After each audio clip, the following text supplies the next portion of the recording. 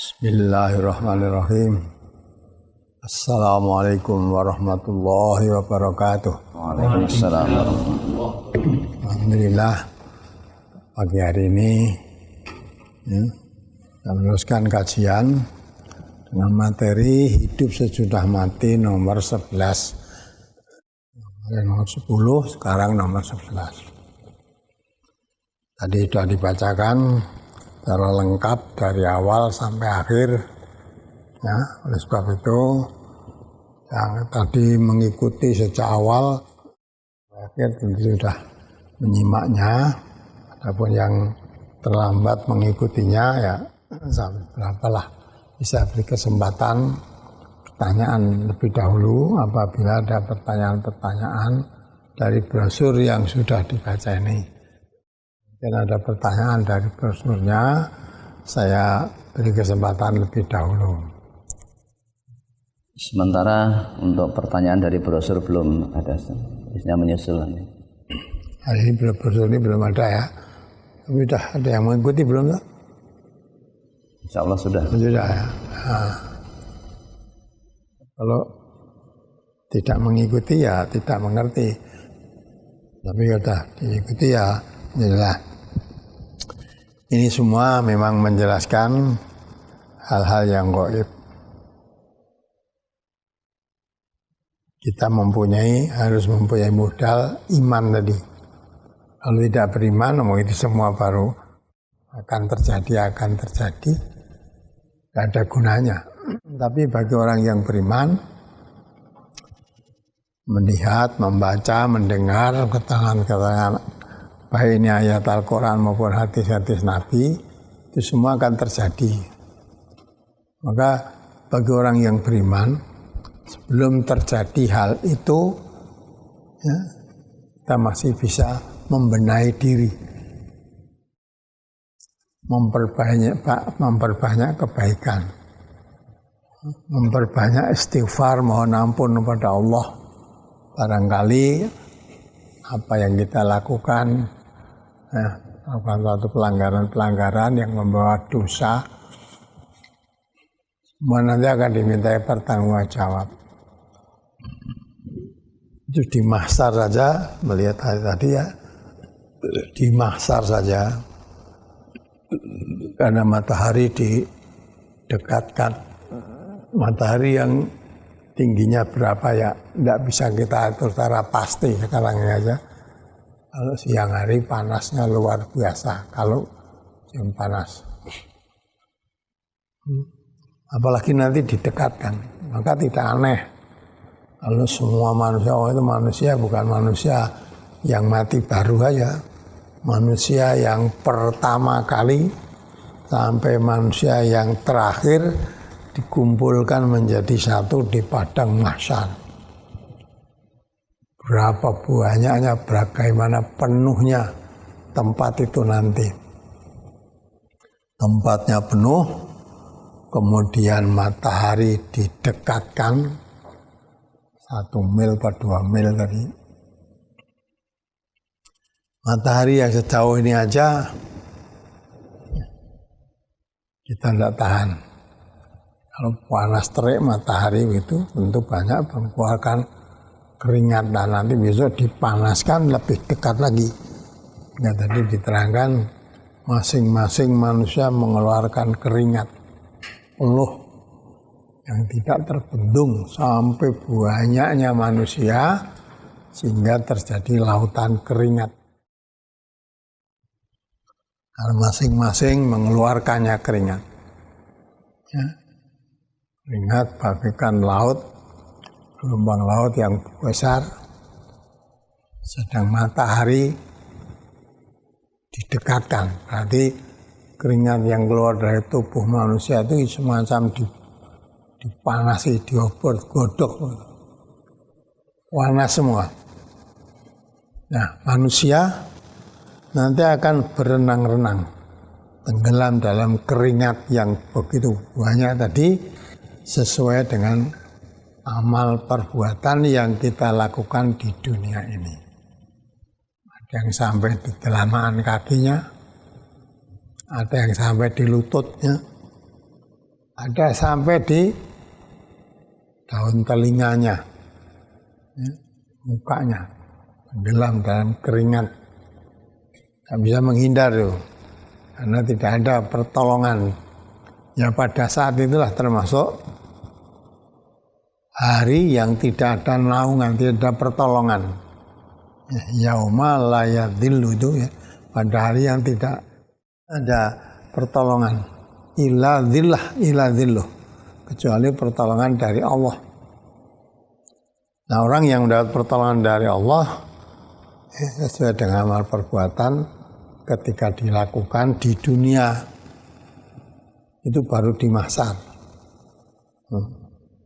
Istilahnya kalau di dunia sedang antri untuk mendapat keputusan. Jadi dari situ masing-masing sudah merasa, sudah mengerti apa yang akan diperoleh nanti. Kalau di mahsyar itu mengalami ya, penderitaan yang luar biasa, sampai tenggelam dalam keringat sekian banyak orang itu alamat.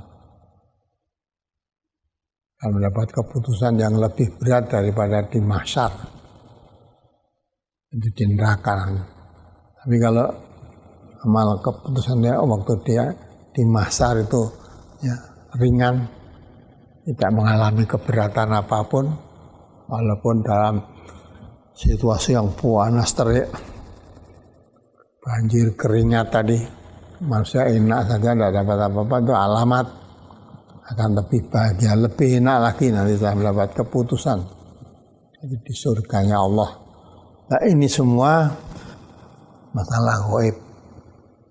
Tak bisa dibuktikan sekarang, bisanya nanti kalau sudah sampai yaumul mahsyar. Nah, semua sudah sampai yaumul mahsyar nanti baru akan merasakan. Maka yang ketika waktu di dunia mempercayai, sudah jadi orang yang beriman, melihat kejadian semacam itu, oh ini yang pernah dijanjikan oleh Allah dulu ketika di dunia. Tapi orang yang tidak beriman, ya, mengalami yang begitu itu betul-betul bingung, kaget dan bingung. Yang selama ini tidak pernah ada keyakinan terbentuk dalam benaknya, dalam hatinya sedikit pun tidak ada. Ternyata menjadi kenyataan. Nah, itulah keadaan. Nah, itu sudah tidak bisa untuk ditobati, disesali lagi di sana nggak ada. Di sana tinggal menerima, suka atau tidak suka, ya, bahagia atau sengsara, saat itu tinggal memetik hasil apa yang kita lakukan. Maka kita semua orang yang beriman yang masih diberi hidup oleh Allah sampai sekarang ini, entah berapa lagi kesempatannya. Mari kita perbaiki diri kita, berbanyak amal kebaikan. Yang sudah terlanjur kita lakukan dosa-dosa, kita mohon ampun kepada Allah. Mudah-mudahan Allah mengampuninya. Yang belum kita lakukan atau tidak kita lakukan dosa-dosanya, ya hati-hati. Maka itulah kita membatasi atau menekan betul-betul dari perbuatan dosa. Ya, dosa itu pelanggaran dari Allah. Allah ya, ditempelkan semaksimalnya, jangan sampai kita melakukan pelanggaran. Samping itu ditingkatkan. Kalau kita ngaji sudah ngerti apa yang kita kaji, itu amalan. Kalau itu memang perintah yang harus diamalkan, jangan ditunda-tunda. Di brosur yang lalu, jangan ditunda-tunda. Belum datang masa semacam ini, maka bersegeralah beramal soleh.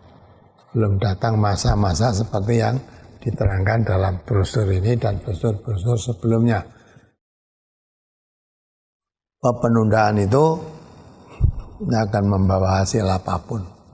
Justru akan menimbulkan penyesalan-penyesalan di kemudian harinya. Oleh sebab itu, mari bersama-sama, termasuk diri saya. Kalau ayat-ayat atau hadis Nabi yang kita pelajari ini bukan untuk saudara yang mendengarkan saja, ya. Bukan untuk saudara yang mendengarkan, termasuk saya yang menerangkan, atau yang membaca tadi ya, sama, kewajibannya sama. Inilah hebatnya agama. Jadi agama itu ya tidak terkecuali, baik yang mengajarkan maupun yang dapatkan keterangan yang diberi pelajari. Maka Nabi mengatakan khairukum man ta'allamal Qur'an wa 'allamahu. Karena mempunyai kewajiban yang sama, baik yang mengajar maupun yang dapat pelajaran. Ya, walaupun materi yang dibahas sama, tapi kewajibannya pun sama. Ya, bukan kok yang wajib mengamalkan yang diberi pelajaran saja. Justru yang mengajarkannya itu pun wajib mengamalkan yang sama dengan yang diajarkan. Justru mestinya yang lebih dahulu, karena pengajar tentu lebih tahu lebih dulu. Nah ini yang wajib mengamalkan lebih dahulu, mestinya begitu. Karena kita kaji bersama-sama, mengingatkan satu sama lain bahwa yang mengajar maupun yang diberi pelajaran mempunyai kewajiban yang sama dan mempunyai nasib yang sama juga.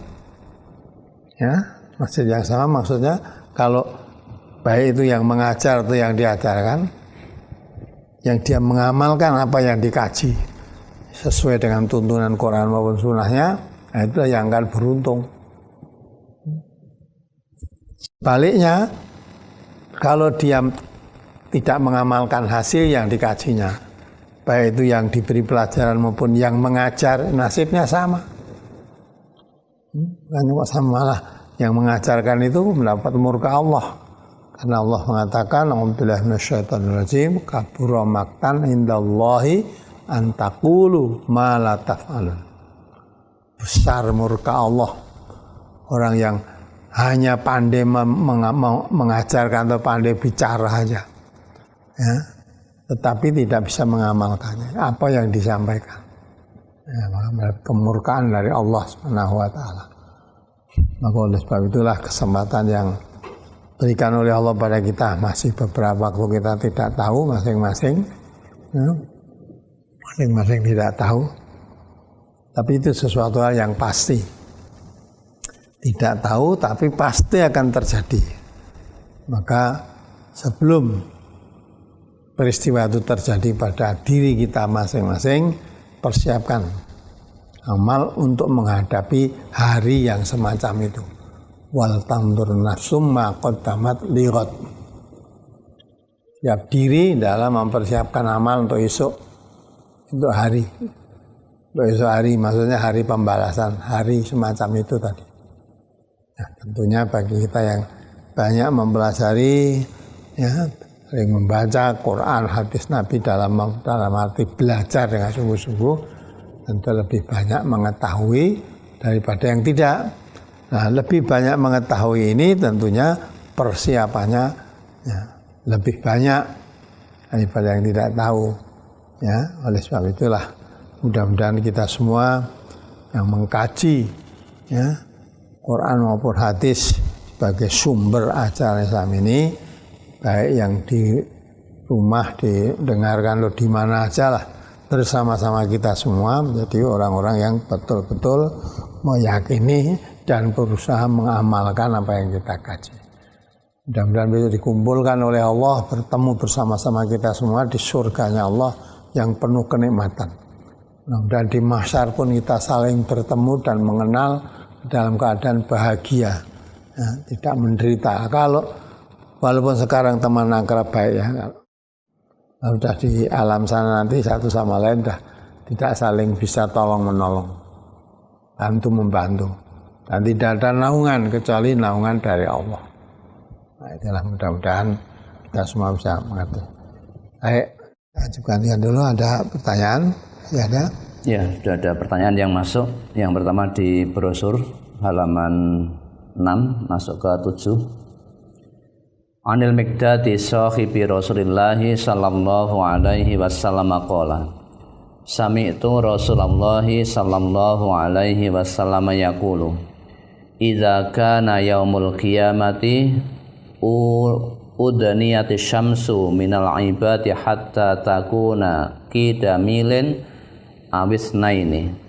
Qala Sulaimun la adri ayyal milaini ana amasafatul ardi amil milul ladzi yukhalu bihil ainu qala fatasharuhumus syamsu fayakununa fil araqi biqadri a'malihim faminhum man ya'khudhu ila aqibaihi wa minhum man ya'khudhu ila rukbataihi wa minhum man ya'khudhu ila haqwaihi wa minhum man yulzimuhu iljaman fara'aitu Rasulullah sallallahu alaihi wasallam yushiru biyadihi ila fihi ay yulzimuhumu iljaman. Rawahu Tirmidzi.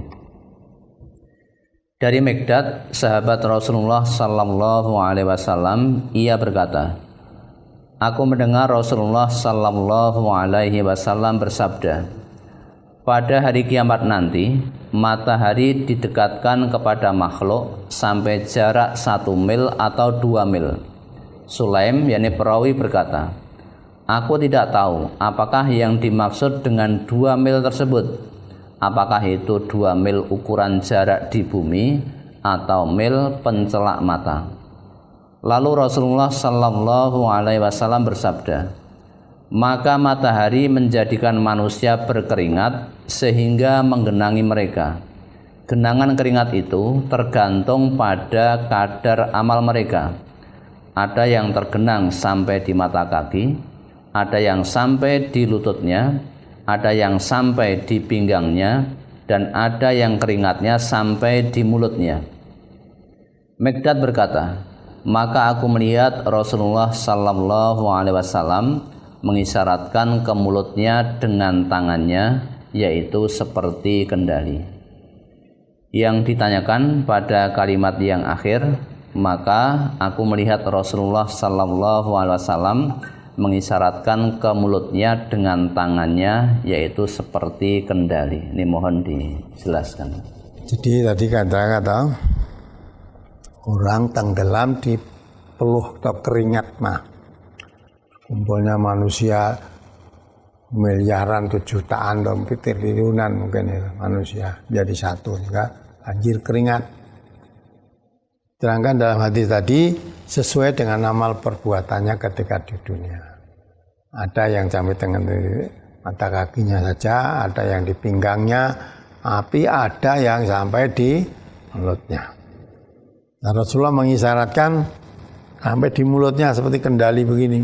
Ini kendali, misalnya kendali itu adalah kendali orang menggiring sapi atau kerbau itu ada kendalinya kan. Nah, sampai di mulutnya, Rasulullah mengisyaratkan begini, sampai di mulutnya begini, sampai kendali. Nah, hingga semua manusia tenggelam dalam peluhnya keringatnya tadi sampai di mulutnya begini. Nah, ini kendali. Kendali orang itu loh, kerbau yang dijadikan menarik pedata, menarik gerobaknya, menarik keluku garunya pada saat itu ya. Pokoknya yang untuk mengendalikan itu sampai di mulut, kendalikan di mulut tempatnya. Ya, apakah itu sapi? Kalau sapi malah hidungnya itu ya, yang kendali kuda lah, kendali kuda ya, di mulutnya begini sampai kendali. Nah, kuda kalau jadikan itu dinaiki, dipacu itu masih dikendalikan. Nah, kendalinya kuda itu di mulutnya begini, ya, untuk mengendalikannya. Kalau tidak nanti larinya kuda atau untuk diberhentikan ya dengan kendalinya itu. Itu gambarannya manusia nanti ya sampai pengabdi peluh yang membanjiri dirinya sampai di mulutnya. Ya, apalagi di dalam hadis tersebut dijelaskan bahwa genangan keringat tergantung pada kadar amalnya. Apakah makin banyak amalnya maka makin tinggi genangannya? Iya, makin banyak amal dosanya, genangannya makin tinggi. Kalau banyak amal di sini maksudnya amal baiknya. Makin banyak amal baiknya, makin dekat, makin cetek genangannya. Maka ada yang sampai di telut di mata kakinya saja. Ada yang sampai di lututnya, Nah, yang sampai tenggelam di mulutnya sampai seperti kendali tadi, yaitu banyak amalnya, tapi banyak amal dosanya. Kalau amal baiknya tadi, yang paling cetek dari paling dekat, ya, cuma kena genangan keringat tadi hanya sedikit itu. Betul, kamu tanyakan betul, apa yang makin dalam itu makin banyak amalnya. Tapi amal di sini amal dosa, amal perbuatan salahnya. Tapi makin dekat, nah makin sedikit kenanya keringat tadi itu banyak amal baiknya, makin sedikit dosanya. Ayo. Nah, apa ada yang tidak lah, di sini terangkan ada yang ada mata kaki. Karena semua orang pada hakikatnya mesti banyak punya dosa. Ada dosa yang sedikit, ada yang banyak lah. Gambarannya seperti tadi, kalau dosanya sedikit ya sama ya, di banjir keringatnya atau peluhnya tadi ya, sampai di mata kaki paling dalam. Tapi yang amal dosanya banyak ya sampai di mulutnya tadi. Belum neraka itu baru genangan di mahsyar ketika manusia dikumpulkan ya, dari yang pertama sampai yang terakhir nanti kumpulkan itu di mahsyar sudah rekosonya seperti itu ya. Mahsyar nanti itu ya masalah gaib disebut dalam Quran, disebut dalam hadis lah, orang yang beriman ya wajib mengimani alladzina yu'minuna bil ghaibi, yaitu orang-orang yang mengimani adanya yang gaib. Nah, yang gaib itu yang seperti itu, yang diterangkan dalam Quran maupun diterangkan dalam hadis-hadis Nabi itu gaib. Kalau dalam Quran tidak ada, dalam hadis tidak ada, kalau ada orang cerita itu cerita ngoyoworo, ngomong kosong, tidak perlu diyakini, ya. Nah itu, nah, kalau dari gaib yang kita imani itu yang dipercaya terangkan dalam Quran. Paling tidak dalam hadis. Mengapa? Karena hakikat yang tahu kuncinya yang gaib itu hanya Allah. Tidak ada orang tahu tentang yang gaib. Ya, kalau Rasulullah tahu itu diberitahu oleh Allah. Ya. Nah, kalau manusia biasa tidak ada yang tahu yang gaib. Apalagi berikutnya, ketika di padang mahsyar ada orang yang mendapatkan naungan dari Allah. Apakah orang yang mendapatkan naungan ini dipanggil satu persatu dengan nama sewaktu dia hidup di dunia? Tidak usah dipanggil, sudah tahu. Ya, Allah sudah tahu siapa yang perlu mendapat naungan. Nah, diterangkan kemarin, brosur yang kemarin itu coba dibaca lagi, kalau mungkin di bawah. Ya. 7 golongan yang bakal dinaungi Allah, di mana pada hari itu tidak ada naungan, perlindungan atau pertolongan kecuali dari Allah. Tidak ada kecuali dari Allah. Lah, orang yang 7 golongan itulah yang dapat naungan, dapat pertolongan dari Allah. Lain itu enggak ada. Itu diantaranya termasuk imam yang adil, ya, orang yang ya di waktu sendirian ya takutnya kepada Allah sampai mencucurkan air matanya, ya, takut pada Allah. Orang yang diajak berbuat serong oleh wanita yang cantik, molek, ya tidak mau melayani walaupun diajak, ya, dia hanya mengatakan inni khaufullah, saya takut kepada Allah. Lah, orang-orang semacam itu yang nanti dapat naungan dari Allah. Sudah ketemu belum? Nah. Hadis Nabi sallallahu alaihi wasallam, an Nabi Hurairah radhiyallahu anhu anin Nabi sallallahu alaihi wasallam qala, sab'atun yudhilluhumullahu fi dhillihi yauma la dhilla illa dhilluhu. Nah, sab'atun 7 golongan yang akan mendapat naungan dari Allah di waktu pada hari itu tidak ada naungan, tidak ada pertolongan kecuali hanya dari Allah. Siapa mereka itu? 7 golongan itu. Imamun adilun pemimpin yang adil, wa syabun nasya'a fi ibadatillahi ta'ala, ya, pemuda yang selalu beribadah kepada Allah Ta'ala. Wa rajulun qalbuhu mu'allakun bil masajid, Ya, laki-laki yang hatinya itu gandrung, sampai dikatakan ya, bergantung di masjid, yang rajin melaksanakan ibadah sholat di masjid, sholat 5 waktu itu. wa rajulani tahabba fillahi ijtama'a alaihi wa tafarraqa alaihi. Ya, dua laki-laki yang saling mencintai, kasih sayang, berkumpul, bertemu karena Allah. Andai kata terpaksa berpisah, ya karena Allah. Ya. Wa rajulun ta'adhum ra'atun dzatu mansibin wa jamalin faqala inni akhafullah. Nah, laki-laki yang digoda wanita, wanitanya cantik, kaya, bangsawan, ya, untuk diajak berbuat serong, dia tidak mau melayani.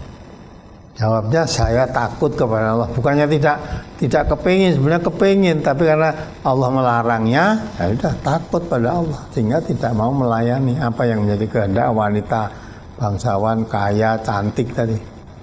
Terus, Wa rajulun tasaddaqa bi shadaqatin fa akhfaha hatta la ta'lama shimaluhu ma tunfiqu yaminuhu. nah, laki-laki yang bersedekah, sehingga digambarkan artinya sedekah secara sembunyi-sembunyi, sehingga tangan kanannya yang mengeluarkan sedekah itu pun tangan kirinya tidak tahu.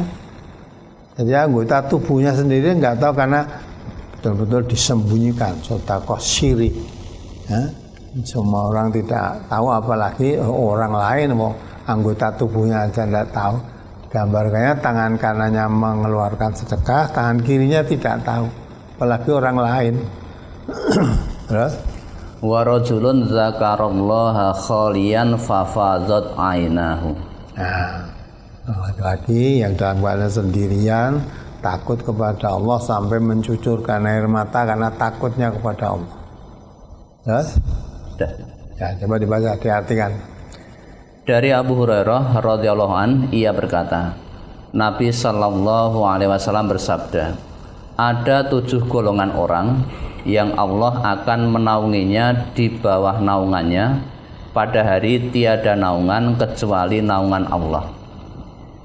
Imam atau pemimpin yang adil, pemuda yang rajin beribadah pada Allah, orang yang hatinya selalu gandrung pada masjid, 2 orang yang saling kasih sayang karena Allah, baik bertemu atau berpisah, orang laki-laki yang diajak berzina oleh wanita bangsawan lagi cantik, maka ia menolak dengan berkata, saya takut kepada Allah. Orang yang bersedekah dengan sembunyi-sembunyi hingga tangan kirinya tidak mengetahui apa yang disedekahkan oleh tangan kanannya, dan orang yang berzikir ingat kepada Allah sendirian hingga mencucurkan air mata. Nah, ada zikir pada Allah sendirian sampai mencucurkan air mata. Tidak ada orang dapat tahu-tahu mencucurkan, menangis, matanya meneteskan air mata. Waktu itu karena zikir, tak ingat pada Allah, ya, takut akan azabnya, lagi mengenang hari pembalasan semacam brosur tadi, ya, kalau bagaimana mengalami semacam itu, takut kan. Nah, takutnya kepada Allah itu sampai dia mengenang takutnya kepada Allah dan rindunya akan harapan-harapan yang akan diberikan oleh Allah bagi orang-orang yang beramal baik sampai mencucurkan air mata. Nah, 7 golongan itulah yang akan mendapat pertolongan Allah, di mana pada saat itu nanti tidak ada pertolongan kecuali dari Allah. Nah, 7 golongan ini kita mendapat. Nah, kita termasuk yang mana 7 golongan itu? Nah, termasuk orang sedekah sembunyi sehingga memberikan sesuatu pada orang lain, ya. Orang lain jangan sampai tahu, sampai digambarkan, jangan kalau orang lain tahu, wong tangan kanannya yang mengeluarkan, tangan kirinya aja nggak tahu, anggota tubuhnya dirinya aja nggak tahu. gambarannya seperti betul. Jadi betul-betul menjaga, karena dalam Al-Quran juga begitu tuh. Walaupun sedekah, ya, kalau sedekah yang diberikan itu akhirnya menyakiti hati yang menerima karena diundat-undat, dikata-katakan kemana-mana, la tubtilu shadaqatikum bil manni wal adha. Nah, jangan membatalkan sedekahmu, ya, dengan ucapan-ucapan yang, ya, mengundat-undat yang menyakiti si penerima tadi. Maka ini supaya yang menerima pun juga terjaga kehormatannya. Kalau memberikan sesuatu kepada orang lain tadi, ya, yang orang lain jangan sampai tahu. Kalau dikandak-kandaknya diberitahu kepada yang lain, yang tidak tahu pun jadi tahu, ya, di mana-mana dibicarakan. Yang menerima tadi sakit hati, malu. Nah, begitu itu batal amal sedekahnya. Tapi orang yang pandai menjaga rahasia sedekah itu, sampai dikatakan Rasulullah, ibaratnya tangan kanan mengeluarkan, tangan kiri tidak tahu. Lah itu yang akan dapat naungan di sisi Allah nanti. Kalau yang itu tadi, yang menjadikan yang penerima tadi menjadi sakit hati, malu, ya batal. Dan Allah sudah berpesan, la tubtilu shadaqatikum. Jangan kamu batalkan sedekahmu bil manni wal adha, ya. Itu dengan mengundat-undat dan menyakitkan hati penerima tadi. Jangan membatalkan amal sedekahmu dengan begitu. Walaupun kamu sedekah, ya, banyak sekali, apalagi cuma sedikit, tapi yang menerima itu jadi sakit hati karena diundat-undat tadi. Nah, itu amal sedekahmu batal. Maka sudah diperingatkan oleh Allah, la tubtilu, jangan kamu batalkan. Ya, apalagi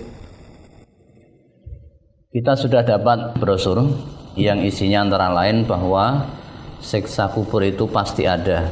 Ini karena perbuatan mungkar pada waktu hidup di dunia. Apakah siksa kubur itu nanti diperhitungkan juga untuk mengurangi dosa atau azab di akhirat? Nah, tidak tahu saya, karena dari terangan itu hanya suatu gambaran saja. Ya, kalau orang di dalam kuburnya sudah mendapat siksa, itu alamat. Ya, kalau dah hari keputusan nanti akan dapat lebih berat, karena itu belum neraka aja dapat disiksa begitu. Nah, mengurangi tidak diterangkan di itu. Nah, orang yang dikubur mati pertama kali sampai sekarang, kalau itu disiksa terus dalam kubur, ya nanti, ya, sudah dikurangi berapa ribu tahun di dustano tadi siksa kubur untuk keputusan di akhirat. Maka itu tidak dijelaskan. Nanti hanya penjelasannya, orang yang di dalam kubur pun sudah rekoso. Jangan dikira setelah selesai kubur nanti masuk alam akhirat yang sesungguhnya. Jangan dikira itu nanti sudah selesai dari kubur. Lebih enak tidak, ternyata keputusannya yang nanti kalau diputuskan hasilnya di neraka, ya, lebih berat daripada dikubur tadi. Lebih berat dari kubur. Apa yang dikuburnya nyenyak, ya, udah tidurlah. Maka banyak seperti tidurnya pengantin baru tadi. Kalau di dalam kubur udah nyenyak, nikmat begitu, ya, udah.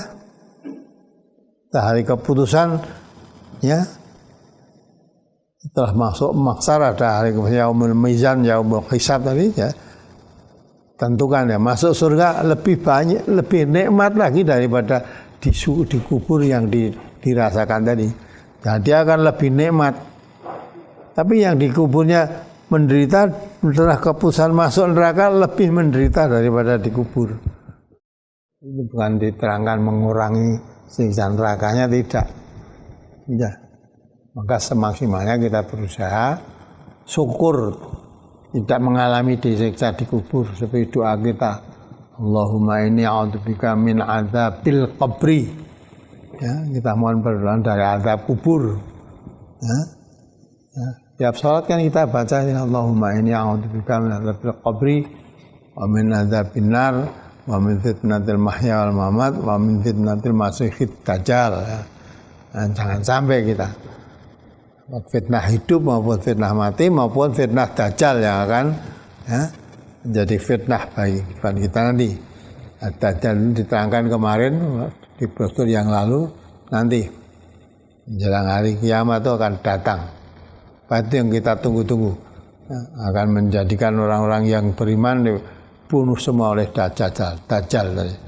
Nah, sehingga tidak ada orang yang percaya kepada Allah dengan Dajjal itu. Nah, masa yang begitu itulah ya, orang yang bisa jadi paginya iman, sorenya kafir, sorenya iman, paginya kafir, karena itu tadi tidak mempunyai daya tahan.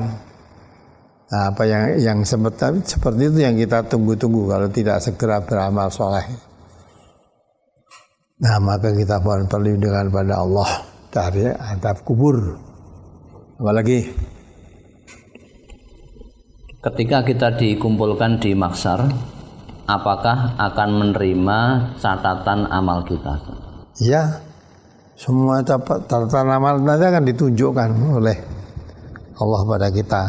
Mungkin kita sudah lupa pernah berbuat apa, pernah berbuat yang baik maupun yang buruk, semua ditampakkan. Ya, apa yang pernah dilakukan di dunia ini semua ditampakkan. Maka dalam Quran kan, wa may ya'mal mithqala dzarratin khairan yarah wa may ya'mal mithqala dzarratin syarran yarah. Siapa yang berbuat kebaikan walaupun sebesar zarah, ya, kecil sekali dah, itu nanti akan diperlihatkan pada dirinya yang beramal. Mungkin yang beramal sudah lupa karena ya, amalnya kecil, di samping itu tidak perlu diperhatikan, ya, kecil dan sudah lama, ya, maka lupa. Maka Allah tunjukkan, semua terekam, tersimpan oleh Allah, dicatat amal perbuatan baik maupun amal perbuatan jelek, kecil, besar, semua tidak ada yang dilupakan. Maka itu dikatakan Allah tidak ada manusia yang dirugikan oleh Allah. Semua itu tinggal memetik hasil amalnya sendiri. Tidak ada yang dirugikan. Ya, baik, buruk, besar, kecil, semua tercatat rapi, tidak ada yang dirugikan. Tidak ada orang kok, dulu saya berbuat baik kok tidak dicatat, semua ada. Bahkan kamu udah lupa pun Allah mengingatkan dengan catatan itu. Ya, maka tidak disangsikan kejadiannya itu di hari kiamat nanti. Apalagi di dalam hadis sudah disebutkan kalau matahari didekatkan kepada makhluk sampai jarak 1 atau 2 mil. Dari jawaban yang diberikan Nabi, apakah yang dimaksud di hadis ini adalah satuan jarak, mengingat peristiwa ini mengakibatkan manusia berkeringat sampai membanjiri tubuhnya? Nah, ya, sebenarnya didekatkan itu. Maka tadi yang melihatkan saya tidak tahu yang dimaksud mil itu apa, mil jarak di dunia ini atau mil celak mata, ya, celak mata. Nah, mil, oh ternyata jarak matahari ini didekatkan, ya. Yang sekarang itu berapa ratus mil jaraknya tuh. Itu aja panasnya seperti itu.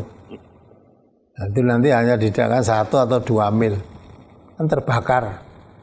Maka manusia keluar keringat semua. Di samping itu karena banyaknya orang, padat sekali memang. Jadi ngumpulnya banyak orang saja sudah membawa panas, apalagi matahari didekatkan. Ya, panas yang timbul lebih panas lagi. Maka keluar keringat, sampai digambarkan keringatnya sampai jadi lautan keringat coba. Karena banyaknya orang tadi masing-masing mengeluarkan keringat, jadi, nah, sehingga timbul suatu genangan keringat yang sangat luar biasa. Nah, itu akan terjadi di dunia, itu nggak akan terjadi. Nah, di akhirat nanti yaumul mahsyar akan terjadi. Ya, orang kalau keringat di dunia ini, kalau dunia keringatan seperti apa, disapu dengan handuk hilangan. Handuk hilang, tidak sampai netes-netes ya di tubuhnya sampai menimbulkan genangan keringat itu enggak lah. Itu semua terjadi nanti di yaumul mahsyar. Yaumul mahsyar lah. Semua mengeluarkan keringat semua. Karena banyaknya manusia, matahari dekatkan sehingga panasnya pun juga luar biasa, maka timbul keringat. Keringat dari manusia sendiri sampai terjadi laut tadi. Nah, karena keringat yang banyak dari manusia masing-masing mengeluarkan keringat sampai terjadi genangan. Diterangkan dalam masalah tadi ada yang genangannya sampai di mata kakinya, ada yang sampai di lututnya, sampai di perutnya, ada yang sampai di tenggelam sampai di mulutnya. Di mulutnya. Itu keringat manusia, kumpulan dari manusia yang masing-masing mengeluarkan keringat yang luar biasa. Tidak terjadi di dunia ini, tidak mungkin terjadi kan? Selama ini tidak pernah, walaupun kerja keras seperti apa, mau keringat ya cukup nempel di bajunya, atau nanti kalau risih ya disapu dengan anduknya, dah hilang. Tidak sempat sampai ya membuat genangan di bumi, itu nggak sampai. Bayangan begitu parahnya situasi pada saat itu. Apalagi? Apakah keringat yang menggenangi manusia sesuai dengan dosa yang dilakukan meskipun orang itu sudah bertaubat? Nah iya, semua sesuai dengan yang dilakukan. Ya dah?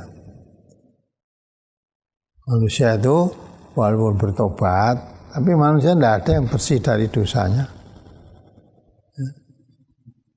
Nanti di yaumul kiamat, yaumul mizan, yaumul hisab, nanti kan dihitung. Ya. Amal yang dosa yang dia bertobat dari dosanya, diampuni dosanya. Tapi apa sudah dari dosa satu, apa sudah lepas dari dosa yang lain? Mungkin taubat yang dari dosa satu tadi masih punya dosa yang lain. Ibaratnya manusia tidak hanya punya satu dosa. Nah, satu dosanya kan dia bertobat diampuni oleh Allah dan dihapus, diampuni. Dan dosa-dosa yang lain, ya yang akan diperhitungkan nanti yang masih dosa tadi. Ya. Karena manusia itu tidak bisa bersih sama sekali dari dosa itu, kecuali Nabi. Nabi memang maksum, terjaga dari dosa. Belum berdosa aja sudah diingatkan. Ya begitu salah ditegur, diingatkan langsung. Tegur seleh. Nah kita manusia kadang-kadang sudah tahu ditegur barang sih nekat. Ya, ditegur karena nekat. Suatu contoh yang mudah aja ditegur kena menggunjing itu makan bangkai sudah mati. Kalau ditegur itu masih bisa menjawab. Nah, saya itu tidak ngerasani, hanya mengatakan apa adanya. Masih jawab begitu. Jadi konseleh dari dosa itu manusia kadang-kadang masih sulit. Ya yang begitu walaupun tobat ya semacam itu sifatnya kan masih tidak diampuni. Aku ngerasani ngandake apa enenge, justru ngandake apa enenge, tapi enenge sing elek tadi itu namanya menggunjing tadi, makan bangkai ya seperti itu. Apapun kalau kamu ceritakan yang jelek-jelek padahal tidak terjadi, itu yang namanya buhtan, bohong, dusta. Tidak berbuat seperti itu, kamu katakan seperti itu kan dusta. Andai kata itu berbuat betul-betul berbuat, itu pun kamu ceritakan kejelekannya perbuatan tadi tidak boleh. Jadi kejelekan itu berarti memakan bangkai saudaramu yang sudah mati. Ya tak? Kalau Nabi Muhammad SAW begitu keliru, tegur oleh Allah langsung taubat, maka dikatakan maksum, bersih dari dosa Nabi. Apa Nabi tidak pernah salah? Ya salah, tapi beliau selalu setiap berbuat sesuatu kesalahan, ya langsung ditegur oleh Allah, ya langsung obat, tidak akan diulangi lagi dan bertobat selama-lamanya nggak akan terulang lagi. Tapi kalau manusia kan tidak, manusia selain Rasulullah Muhammad SAW, tegur salah ditegur diulang lagi. Nah itulah bedanya. Maka Rasulullah itu ya, kalau mendapat teguran, bukan Rasulullah juga manusia, Katakan beliau, qul innama ana basarum mislukum yuha ilayya. Rasulullah itu manusia biasa seperti kita. Seperti kita. Ya, bedanya beliau diberi wahyu. Di samping itu beliau itu terjaga dari dosa. Jaganya itu karena kalau keliru atau salah atau keliru langsung ditegur, tobat, seleh. Ya, bedanya. Dan selamanya nggak akan terulang lagi. Nah, dengan begitulah maka tentu dikatakan maksum, terjaga dari dosa. Bahkan belum dosa saja sudah, belum melakukan saja sudah diberitahu, dihindari. Kalau kita ya manusia tapi wis berbuat dosa masih diulang lagi aja. Adapun dosa yang betul-betul dia bertobat, kalau bertobat itu sudah seolah-olah belum pernah berdosa. Tobat. Apa yang dilakukan tadi dihapus oleh Allah, sudah bertobat. Kalau taubatnya diterima oleh Allah, jadi seolah-olah manusia itu belum pernah berbuat dosa tadi, sudah diampuni, maka diampuni, dihapus oleh Allah. Karena Nabi pernah berbuat salah, kan? Mengharamkan sesuatu yang sebetulnya dihalalkan oleh Allah, diharamkan oleh Nabi karena supaya membuat senang istrinya. Lah itu kan suatu kekeliruan atau kesalahan. Tapi saat itu memang belum ada larangan, ya udah, tapi ternyata itu tidak betul, langsung ditegur oleh Allah. Coba dibaca surat At-Tahrim itu ayat 1. Surat At-Tahrim nomor surat 66 ayat 1. Bismillahirrahmanirrahim. Ya ayyuhan nabiyyu lima tuharrimu ma ahallallahu lak tabtaghi mardhata azwajik wallahu ghafurur rahim. Hai Nabi, mengapa kamu mengharamkan apa yang Allah menghalalkannya bagimu? Kamu mencari kesenangan hati istri-istrimu, dan Allah Maha Pengampun lagi Maha Penyayang. Nah, ya, maksudnya Nabi kan baik. Nabi minum madu, di antara istrinya ada yang tidak suka madu. Nah, habis minum madu, istrinya tahu bau madu tadi, Nabi berjanji selamanya tidak akan minum madu supaya bikin menyenangkan istri. Nah, tidak, maka ditegur oleh Allah. Nah, kepada itu belum ada larangan, tapi Nabi melakukan sesuatu perbuatan ternyata itu dilarang oleh Allah, langsung ditegur. Hanya supaya istrinya senang, sampai untuk menyenangkan istrinya melampaui batas tadi yang oleh Allah dihalalkan, diharamkan. Nabi tidak akan minum madu selama-lamanya demi menyenangkan istrinya. Lalu ditegur oleh Allah, mengapa kamu mengharamkan sesuatu yang oleh Allah dihalalkan? Madu itu obat, oleh Allah dihalalkan, kamu mengharamkan hanya demi menyenangkan istri, kamu mengalahkan apa yang diharamkan oleh Allah. Nah, ini Nabi. Maka belum ditegur sudah berbuat salah ketika belum ada teguran, begitu ditegur sudah tidak mengulang lagi Nabi. Juga coba surat Al-Ahzab 37. Surat Al-Ahzab nomor surat 33 ayat 37. Wa idz taqulu lilladzi an'ama Allahu 'alaihi wa an'amta 'alaihi amsik 'alaika zaujaka wattaqillaha wa tukhfi fi nafsika mallahu mubdihi wa tahsyan nas wallahu ahaqqu an takhsha falamma qada zaitum minha wa tara zawwajnakaha likaila yakuna 'alal mu'minina harajun fi azwaji ad'iyaihim idza qadaw minhunna wa tara wa kana amrullahi maf'ula. Dan ingatlah ketika kamu berkata kepada orang yang Allah telah melimpahkan nikmat kepadanya, dan kamu juga telah memberi nikmat kepadanya. Tahanlah terus istrimu dan bertakwalah kepada Allah, sedang kamu menyembunyikan di dalam hatimu apa yang Allah akan menyatakannya, dan kamu takut kepada manusia, sedang Allah lah yang lebih berhak untuk kamu takuti. Maka tatkala Zaid telah mengakhiri keperluan terhadap istrinya, yakni menceraikannya, kami kawinkan kamu dengan dia, supaya tidak ada keberatan bagi orang mukmin untuk mengawini istri-istri anak-anak angkat mereka apabila anak-anak angkat itu telah menyelesaikan keperluannya dari istrinya, dan adalah ketetapan Allah itu pasti terjadi. Jadi Nabi itu menikahi jandanya Zaid. Zaid itu anak angkatnya Nabi, dinikahkan dengan Zainab. Zaid itu namanya Zainab. Nah, karena sesuatu hal tidak jadi, dicerai akhirnya. Zaid itu anak angkat, dinikahkan dengan Zainab tadi. Nah, sebetulnya Nabi untuk menikah itu berat rasanya karena tidak umum. Di samping itu nanti manusia akan menuduh apa? Wong anaknya kok dinikahi. Pada saat itu menikahi anak angkat itu seperti menikah anaknya sendiri.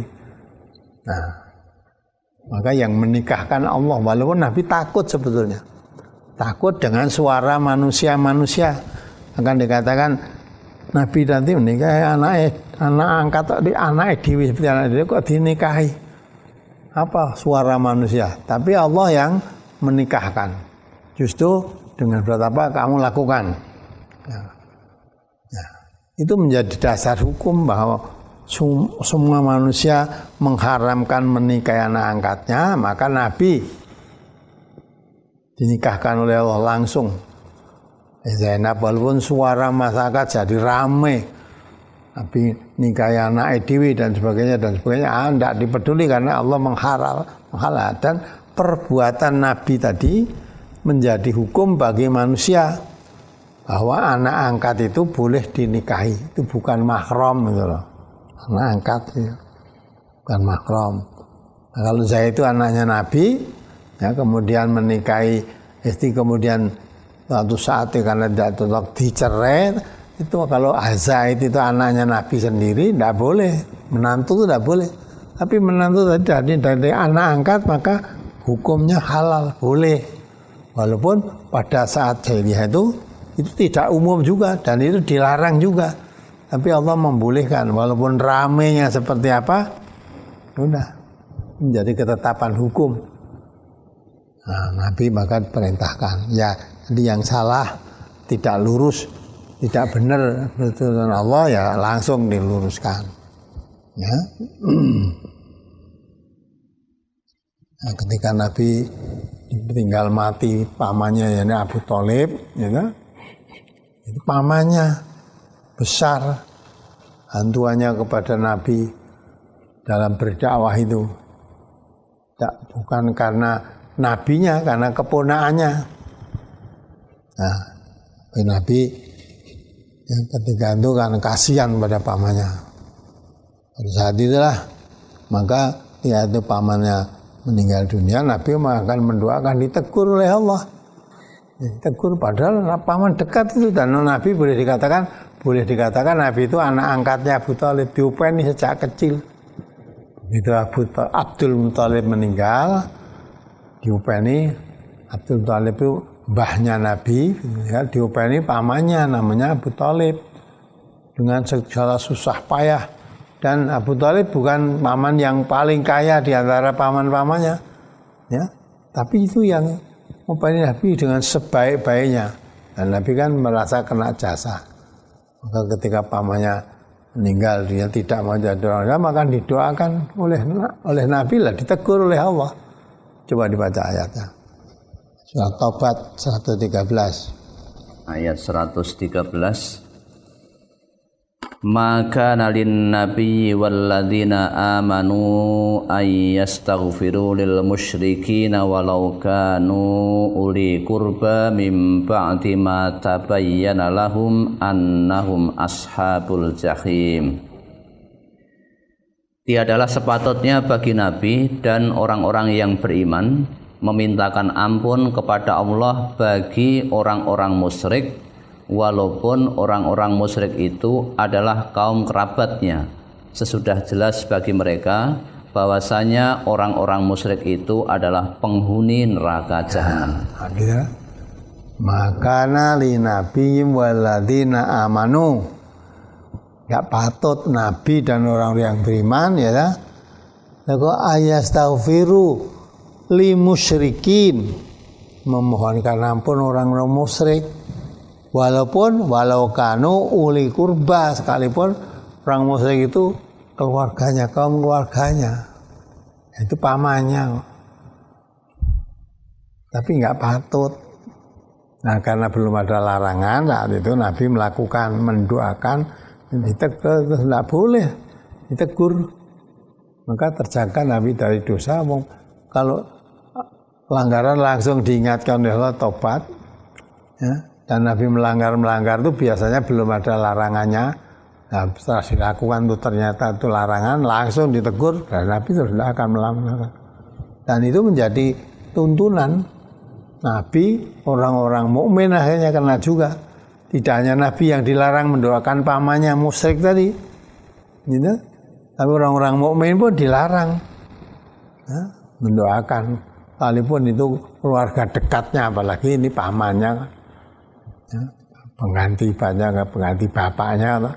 Samping itu dia menolong dakwah Nabi dengan susah payah. Ya, maka ketika meninggalnya Abu Thalib disebut Amul Huzni, tahun duka cita, karena serangan orang-orang kafir Quraisy terhadap Nabi makin gencar, cemoohannya makin menjadi-jadi. Ketika masih ditolong sama Abu Thalib masih ada, ya, Nabi tidak begitu ganas ketika seperti telah Abu Thalib meninggal. Nah, maka ketika meninggalnya Abu Thalib disebut tahun berduka cita, ya. Karena serangannya makin berat, cemoohan orang-orang kafir Quraisy semakin berani. Dulu tidak berani karena takut dengan Abu Thalib, dilindungi. Nah, Abu Thalib melindungi Nabi itu bukan karena nabinya, karena Muhammad sebagai keponakannya. Itu anak saudara laki-lakinya, ya, Abdullah.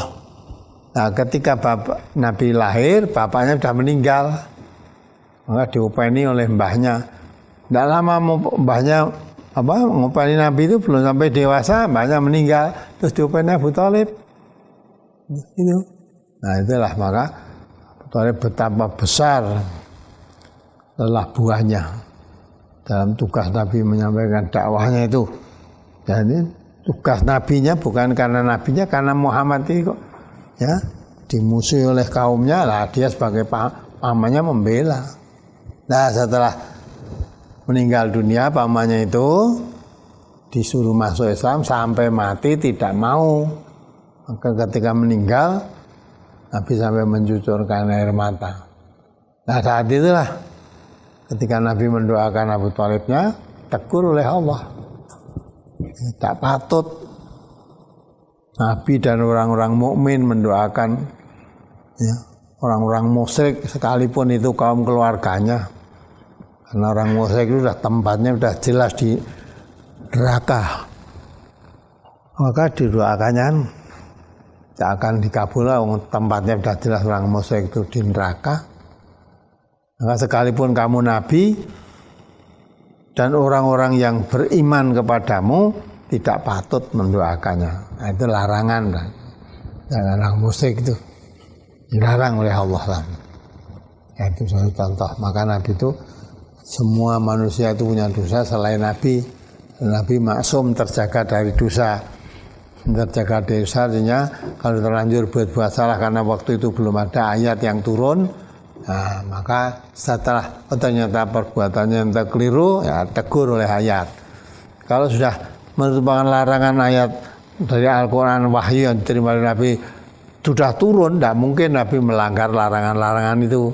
Maka yang dilanggar nanti karena memang belum turun ayatnya belum turun, tapi perbuatan itu oleh Allah dinyatakan itu perbuatan salah, maka baru diturunkan ayatnya. Kalau ayat sudah turun, Nabi tidak pernah melanggar ayat-ayat Quran, tidak pernah. Ya apalagi Ustadz, kalau kita mendengarkan brosur hidup sesudah mati ini, rasanya sangat takut akan menghadapinya. Karena kadang kita tidak tahu seberapa banyak amalan ibadah kita. Kalau hati ini kadang merasa bimbang apa yang kita amalkan bisa diterima ataupun tidak, besar maupun sedikit. Karena kita sakit hati saja sama orang lain, ini sudah dikatakan berbuat dosa. Bagaimana dalam menghadapi ini semuanya? Bagaimana amalan yang baik dan benar? Mohon tausiahnya. Semua mendengar brosur ini memang takut, ya, takut. Ternyata akan menghadapi yang semacam itu. Lah kamu takut apa tidak takut, mesti bakal ngalami itu semua. Ya, maka dikatakan tau'an au karha, secara tunduk patuh atau terpaksa. Mesti ngalami itu semua. Maka kadang-kala kalau bicara itu tadi kamu tanyakan mengamalkan yang sudah kita amalkan itu bimbang. Maka supaya tidak bimbang, perbaiki, kuatkan dengan ilmu. Bimbang itu mesti tanpa ilmu yang meyakinkan. Tapi kalau amalannya dengan ilmu, nah insya Allah tidak bimbang.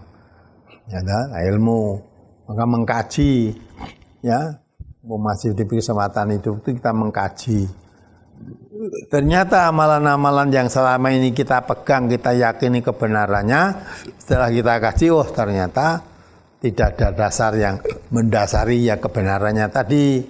Nah, tinggal walaupun sudah bertahun-tahun ya mengamalkan begitu, setelah ngaji ternyata tidak ada tuntunannya, tinggalkan. Jangan nekat, ya. Dituntuni Qur'annya begini, hadisnya begini, jawabnya bal natabi'u ma alfaina alaihi aba'ana. Dah saya tidak peduli itu tuntunan Quran apa tuntunan hadis, yang penting bapak-bapak kondisi ngajari ya kok yang ini kok, mbah-mbahku yang ngajari ya begini kok. Nah, jadi kalau tetap pegang tuh ajari simbah, ajari bapak itu tidak bisa jadi pegangan. Maka supaya kamu mantap, ajaran bapakmu, ajaran mbahmu yang selama ini kamu pegang, kamu amalkan. Setelah kita ngaji beda ajaran simbah, ajaran bapak. Kalau ajaran Quran dan hadis kok beda, tinggalkan. Pakai ajaran Quran dan hadisnya. Tinggalkan ajaran mbah, ajaran bapak, sekalipun sudah bertahun-tahun dilakukannya. Jadi kalau selama ini kamu jadi bimbang amalanmu setelah ngaji ini, mudah sebetulnya. Setelah ngaji amalan yang dulu mantap jadi bimbang lah, sekarang ditimbang. Amalan yang dulu dilakukan itu dasarmu apa? Sekarang yang kita kaji itu dasarnya apa? Kalau dulu hanya mengikuti mbah, mengikuti bapak tanpa Quran, tanpa sunnah. Sekarang kalau saya mengikuti Quran sunnah itu yang jelas beda karo bapak, beda karo simbah. Lambahmu karo Quran sunnahmu bener ndi? Tanya tadi ya dah. Ya, yang paling benar adalah Al-Quran. Yang ucapan yang paling baik. Maka kalau walaupun itu ajaran simbah, ajaran bapak, bertentangan dengan ajaran Quran, bertentangan dengan ajaran hadis, ajaran simbah, ajaran bapak itu tinggal. Ikuti Quran dan sunnah, jadi mantap itu. Kalau jadi mengikuti Quran, sudah jangan ragu-ragu lagi. Al-Quran mengatakan la raiba fih ya. Al-haqqu mirabbika fala takunanna minal mumtarin. Kalau sudah Al-Quran jangan kamu ragu. Quran itu dari Tuhanmu. Maka kalau kamu mengimani Al-Quran wala takun minal mumtarin, jangan kamu menjadi orang yang ragu-ragu. Nah, Quran itu la raiba fih. Quran itu tidak diragukan kebenarannya, mesti benar isinya. Nah, supaya mengetahui maka mengkaji. Kaji itu ya. Nah, jadi kalau orang mempelajari brosur ini, hidup sudah mati, takut, tidak ada. Kalau orang yang beriman mesti takut semua itu. Nah karena takut, maka mempersiapkan untuk menghilangkan rasa takut.